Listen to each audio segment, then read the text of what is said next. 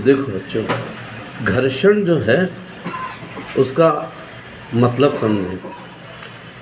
एक कार जो है वो गीली मिट्टी में फंस गई है ना। अब उस गीली मिट्टी में घर्षण नहीं है, उसको कार को निकालने के लिए कार ड्राइवर एक्सीलेटर दे रहा है। आप देखते पहिया वहीं वहीं वहीं वहीं घूम रहा है क्योंकि घर्षण नहीं है। आप चलते हैं, कहीं पर पानी पड़ा रहता है, फर्श चिकना हो जाता है, घर्षण नहीं होता, फिसल जाते हैं। केले का छिलका पड़ा हुआ है, उस पर यदि पैर पड़ गया, आप देखते कोई भी फिसल जाता है, गिर जाता है। मतलब घर्षण नहीं है तो आप फिसल जाएंगे, आप आगे बढ़ नहीं पा रहे हैं।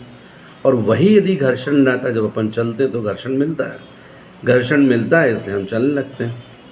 आप देखिए ना, यदि आप नए जूते, नए चप्पल, नए टायर लेते हैं, उनमें घर्षण होता है ना, उसमें आप देख लीजिए ग्रूव्स बने रहते हैं, खांचे बने रहते हैं ताकि प्रॉपर फ्रिक्शन मिले, और इसलिए बढ़िया चलते हैं। जब एक बार घिस जाते हैं, स्लीपर्स घिस जाती हैं, चिकनी हो जाती हैं, घर्षण नहीं मिलता, आपको फेंकना पड़ता है। इसका मतलब घर्षण आगे बढ़ने के लिए कितना ज़्यादा ज़रूरी है। हम थोड़े थोड़े संघर्ष से डर जाते हैं, है ना।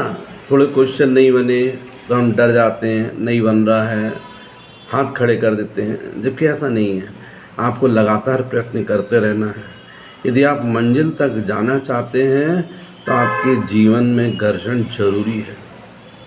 यही घर्षण देखिए, जो तलवार जो होती है, यदि आप अपने आप को एनर्जी मानते हैं तो आप देखिए इस तलवार में धार करने के लिए देखो घर्षण की ज़रूरत होती है, उसे घिसना पड़ता है, तब जाकर उसमें धार आती है।